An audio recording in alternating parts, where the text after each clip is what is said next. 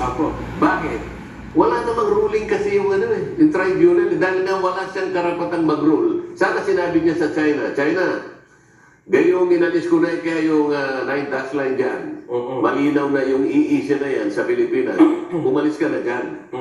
Umalis ka dyan ha. Umalis ka sa Ayungin. Umalis ka sa Scarborough Shoal. Umalis ka dyan sa Mississippi Reef. Walang ganun. Walang ruling. Kasi bakit ka mo? Teritoryo yun eh. Land features. Apo. Land features. Iyon ang nagiging problema. Ang Bao de Masinloc. Bao de Masinloc is a rock. Base din sa arbitral ruling. Dahil sa rocks yan, meron siyang territorial sea. 12 nautical miles. 12 nautical miles. Sa palibot. So, pwede niyang ihimpil yung mga barko niya doon. Kasi, Pero mag-o-overlap siya sa sarili mong ECC. ayun, EEZ. dito nagkakaroon ng problema siya, ano? Yan nga yung problema. Ngayon, ang hindi naiintindihan ng maraming mga taong tumutulig sa akin na nagpupunuan na marunong. Ako naman, hindi ako nagmamarunong eh. Apo. Pero dapat sila, maging kapareho lang natin, na mga estudyante lang tayo ng ganitong klaseng mga pag-uusap. Hindi yung magpapanggap siya na akala mo, nung siya mapanganak, profesor na siya nung ganong mga pag-uusap.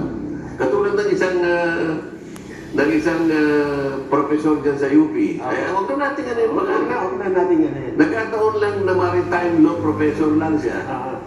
Kung meron nakakapit na maritime, hindi ba niya naintindihan ang pinag-uusapan? Admiralty issues lang eh. Yung mga barko, yung mga shipping lines, ano yung mga rota nila, yung mga ganyan. Pagkatapos, pangihimasukan mo yung napakalawak na teritoryo ng public international law. Iba naman yung maritime law sa international law.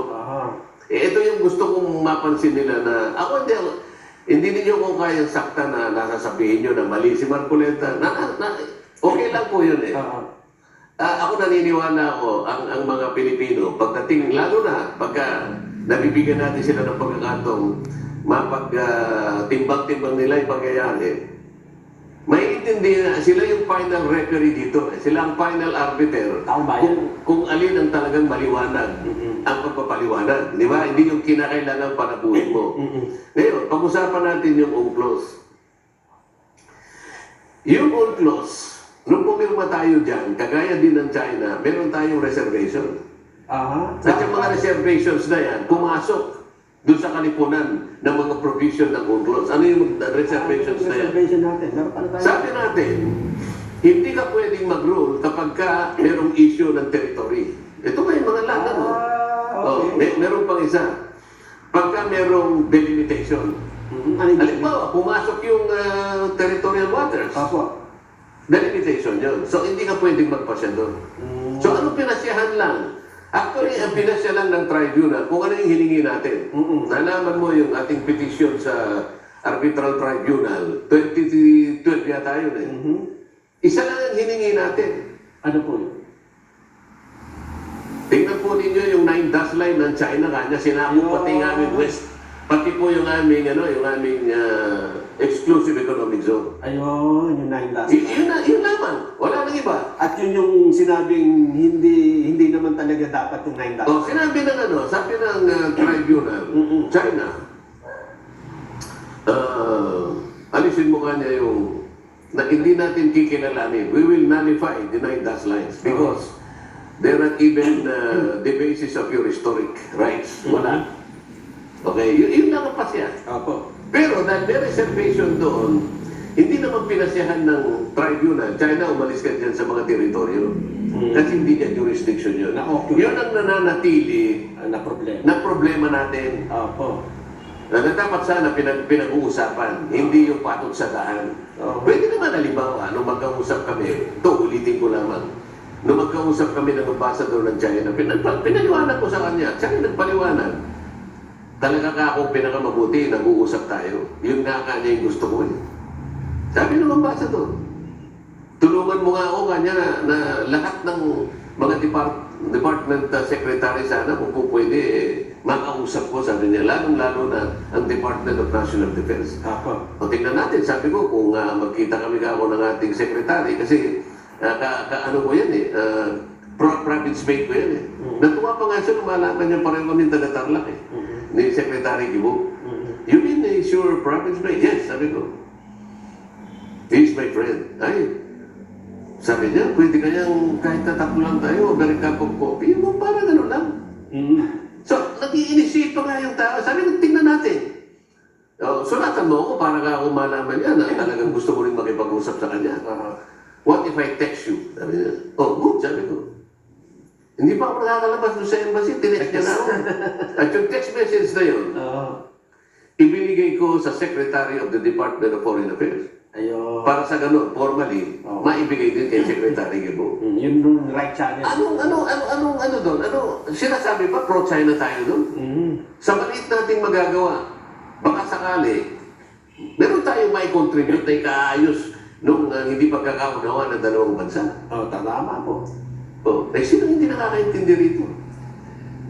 Kasi Sen, ang hindi naintindihan ng iba, yung exclusive, yung word na exclusive sa exclusive economic zone, hindi Ulitin po. yung word na Nabubulol exclusive sa salitang exclusive economic zone, ay hindi naman talaga, ibig sabihin, sa tingin mo kasi parang ikaw lang dun eh, walang dapat na pumunta. Kung wala sanang land features na merong iba-ibang claimant, okay na yun eh. Ideal sana yun eh. Ay, ideal.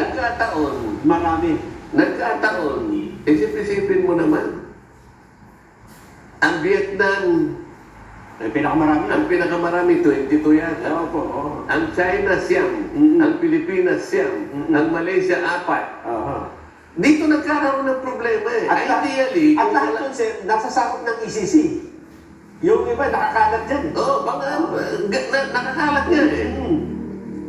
Ngayon, yung iba namamanage, yung iba hindi. Di ba? Kaya nagkakaroon ng problema. Ngayon, kung wala sana itong mga teritoryo na sinakop ng mga claimants, exclusive talaga sana. Exclusive talaga yun.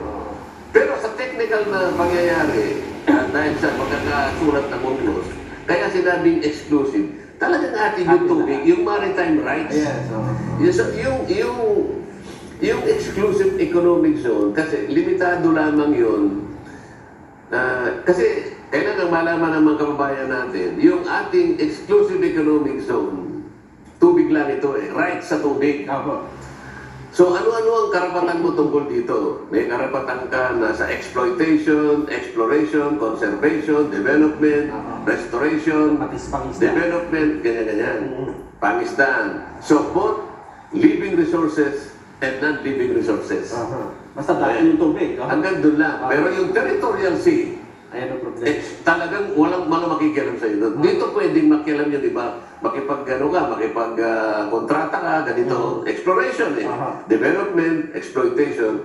Pero yung territorial sea, ito parte ng ano mo ito, parte ng territoryo mo. Kaya tawag territorial sea.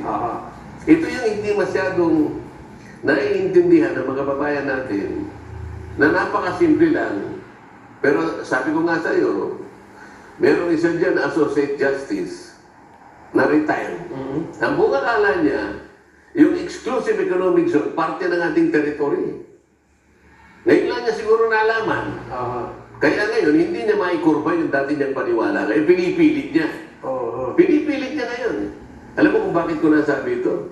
Doon sa isang desisyon niya, sa pag-aakala niya ng exclusive economic zone ay parte ng ating territorial sea at teritoryo ng Pilipinas, ginibak niya yung napakalaking lawak ng ating territorial sea. 242,000 square nautical miles. O nautical miles. Square miles. Nawala sa atin. Nawala sa atin sa pamagitan ng pagsusulat niya ng desisyon. Kasi sabi niya, di bali nawalan tayo ng 242,000, nag-gain naman tayo sa exclusive economic zone. Hindi niya alam na ang exclusive economic zone, gaano man kalawak yan, hindi parte ng ating teritoryo. Yun ang pagkakaiba. Yun kahit saan, kaya mong ipaglaban yung territorial sea. Walang makikialam sa iyo doon. Dominion mo talaga yun. So, kaya ko lang nalaman na gano'n, kaya pala siya gano'n magsalita dahil hindi niya naintindihan, mulat mula pa eh. Akala niya territorial sea yun. Hindi. Exclusive economic zone. Akala niya parte ng territory. Isip-isipin mo naman. Kaya natin sinasabi noong nabanggit natin yung yung tungkol doon sa apat nating teritoryo na ngayon ay hawak natin, ano? Doon sa Kalayaan Group of Islands, dalawang klase ng isla doon o kaya land features ang kiniklaim natin. Yung kiniklaim natin pero hindi natin occupied, halos 15 yon. Madami pala. 15, halimbawa, yung Pugad Lawin, merong Trident, merong Lisyon, merong Zamora, may Ito Aba, Burgos, Gomez, Discovery Reef, Kagitingan, Dagohoy, Hizon, Gitna Reef, Silangan Reef, Calderon, Canluran. At iba pa, wala 15 lang ibibigay ko halimbawa sa'yo. Kiniklaim natin ito pero hindi natin occupied. Kasi yung Ito Aba, saan? Taiwan na Oo nga, kaya, pero claimants tayo. Claimant pa rin tayo. Oh, pero meron tayong 4 na features na tayo nagkiklaim. Ito yung Parola, ito yung Kota, Langkian,